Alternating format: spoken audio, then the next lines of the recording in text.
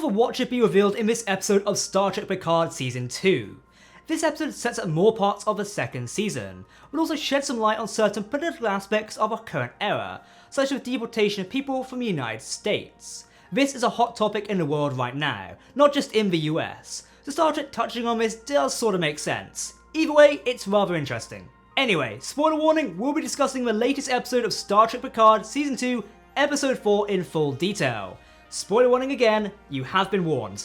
Welcome to Trek Central, I'm your host Captain Jack and let's get straight into it. This episode is titled The Watcher, and its teleplay is written by Juliana James and Jane Maggs, who are both new to Star Trek, and the story being written by Travis Flickett and Juliana James. Interestingly enough though, Travis Flickett has worked with Machlas before on a Trek project, writing the Hive comic with him. And just like last week's episode, this is directed by Leah Thompson of Back to the Future fame.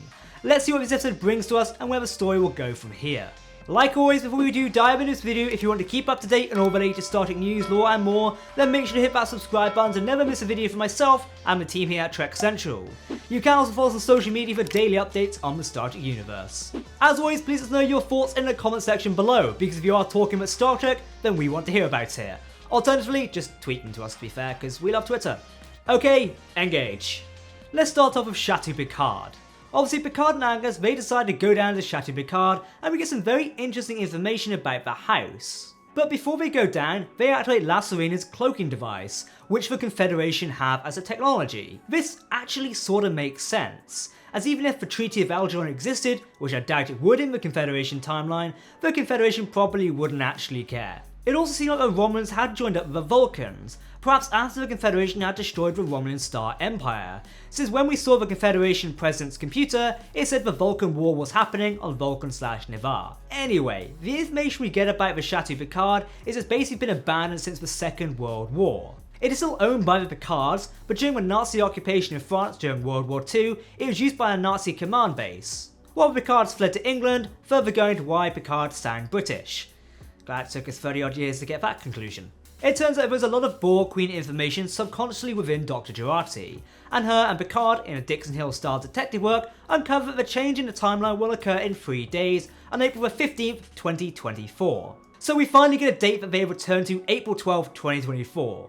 This is interesting, but it does mean we will not get any crossover with the Deep Space Nine episode Past Tense, with many fans were theorising. The Bell riots happened on the 1st September, so we're very clear of them right now, and probably for the best in order to not muddy canon. Okay, we have to catch up with Captain Rios this week. Well, as suspected, Rios gets taken to a processing centre for immigrants, which is basically a cage. Rios even tries to stand up for some of the other immigrants, but gets tased with a pretty racist officer, who just refers to everyone as Yuan. Rios even mocks the officer by saying the whole truth in a great scene. Very reminiscent of Chekhov being interrogated in The Voyage Home, where he took the whole truth of that and just pissed off the interrogators at the end of the day. You know, when Rios gets sarcastic and delivers the truth to the officer, it just makes me want to see even more of him as captain of the Stargazer, perhaps in a spin-off series. We'll have to see how season 2 and 3 goes in regards to that. A man can dream. Now, Seven and Raffi are hot on the heels of Rios, trying to rescue him from the ice. We get this actually amazing scene where Seven and Raffi are on a bus, which also has a poster for the Europa mission on it, and the bus is a very familiar face. Yes, the punk from Voyage Home, played by Kirk Randolph Thatcher, who surprises roles the same punk. He still has a very penchant for playing obnoxiously loud music on buses, but when Seven asks him to turn it down, you can see him grasping for his neck, obviously remembering the time Spock nerve pinched him to stop the music. He instantly turns off the music and even profusely apologizes to Seven. The effect of Spock is still felt, but I do somewhat feel bad for the guy, since it seems the experience did deeply affect him. He just wants to listen to loud music on buses. Then again, if I was Seven, I'd ask him to turn it down, so... Anyway, fun little fact, I'm going off script here by the way, the bus scenes are actually what we saw behind the scenes filming of for around about last year and tweeted the very same pictures. On screen right now is that tweet. Good luck finding it, Troy. Seven and Raffi try to find Rios, and even though they find Rios, they do so by stealing a cop car. We get some great chase sequences of Seven driving, who adapts pretty well for not being able to drive this antique. But they do have to ask Jurati to beam him out and to the bus, which is sending Rios to another sanctuary district on the border. But how did Agnes get the transporter up and running? That's right, she's going to trick the Borg Queen. You just know this is probably going to end badly. She asks the Borg Queen to help her fix the transporters, and we get this very interesting scene, not only the Borg Queen analysing Jurati, but Jurati doing the same to her. Agnes even promised to connect with her again and breaks that promise after restricting the Queen's access to the ship's systems. I have to say that Annie Wersching is continuing to give us an amazing performance as the Borg Queen. She has that seductive side to her, but also that very evil side. She's providing us a very unique Borg Queen, which stands up next to Alice Krieg's Borg Queen. By playing an isolated cut-off queen who needs to play a different kind of game to what she wants. I'm sure we'll get some more amazing scenes between Jarzli and the Borg Queen, but so far they're really shining this season. Now the thing many people theorised, probably not in the right way, was the return of Guinan, but a very different Guinan. Sure, we got Whoopi Goldberg in the first episode of Star Trek Picard, reprising a role as Guinan, but we now have a Guinan in 2024, played by actress Ito Agaya, who absolutely knocks it out of the park for a performance of this younger Guinan. She is in the stand-up performance of this episode, which is amazing since, like I said, we get some great Annie Wersching as the Borg Queen and Michelle Hurd as Raffi, who are all doing amazing this season. But Ito brings a level of emotion I was not expecting and was absolutely floored by. Now yes, we previously did see Guinan on Earth in the Next Generation's Time's Arrow. Well, it seems like she stayed around on Earth for a while longer, a whole lot longer, opening with 10 Ford Bar, but of 2024. She seems to have kind of had enough right now. She's closing a bar and is deeply upset about what's happening to humanity in the current era. She saw potential in the 19th century, but now by 2024 in the 21st century, she hates that humans are killing their own planet and hating each other. She's had enough and just wants to leave. I think the analysis Guinan gave on humanity was absolutely needed, obviously from a story perspective, but also from a reality perspective. As we are set in 2024, we know what this setting is like, because it's our own setting right now, but having a character go into why 2024 is so bad really helps the story. However, we still see good and something worth fighting for, and not giving up on humanity just yet. Guinan does donate some supplies to charity, which is seemingly is founded from a 21st century street mission, the homeless shelter run by Edith Keeler in the original series episode City on the Edge of Forever.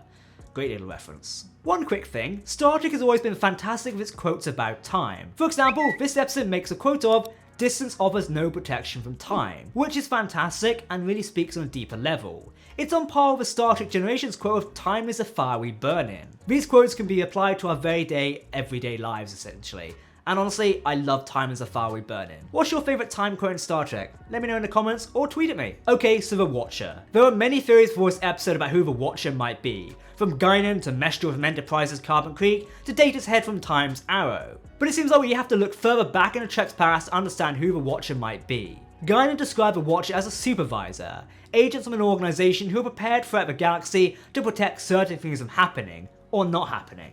And this is where we go to the original series episode, Assignment Earth. It seems our Watcher is an agent from the same organisation as Gary 7, the operative from Assignment Earth who was assigned to Earth to stop mankind from destroying itself with nuclear weapons. Gary 7 was a supervisor, aka 194, a Class 1 supervisor, so I wonder which supervisor this is. Fascinatingly enough, it seems that the new Trek is a knack for bringing these things back. If you didn't know, Assignment Earth was meant to be a backdoor pilot of a show centered around Gary 7, a sort of American Doctor Who type show. Unfortunately, this was never picked up. Now, we've heard before, with the Cage being picked up as a pilot for the new series of Star Trek Strange New Worlds. Anything's possible these days. It does seem this particular agent doesn't have a shape-shifting cat to his system, but instead utilises some form of temporary possession of hosts. And this supervisor turns out to be none other than Laris. Or is it? She has human ears instead of Romulan ears, which I guess would be no big deal to a number of alien prosthetics we've seen on our Starfleet cruise Dawn. But I don't think that Laris is technically this person per se, just someone who looks or is taking the form of Laris. Whatever the case is, it's a good way to tease us for the next episode. You know what's even cooler is the transport effect this supervisor used to teleport away with Picard. It seems to be a modern version of the exact same style of transporter Gary 7 uses in that original series episode. Now, if that wasn't enough, to end off the episode with an allude to one of the oldest loose threads in Star Trek, we got our final scene with Q. He seems to be wearing a scientist coat for the Europa mission, reading a newspaper wondering if 2024 will be the year to redo space exploration. However, Q tries to click his fingers, but it doesn't seem to work.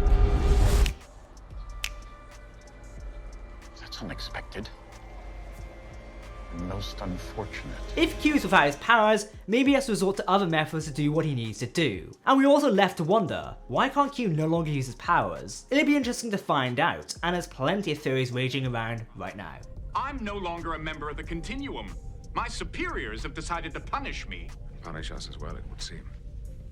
They say I've spread chaos through the universe, and they've stripped me of all my powers. I stand before you defrocked. Condemned to be a member of this lowest of species, a normal, imperfect, lumpen human being.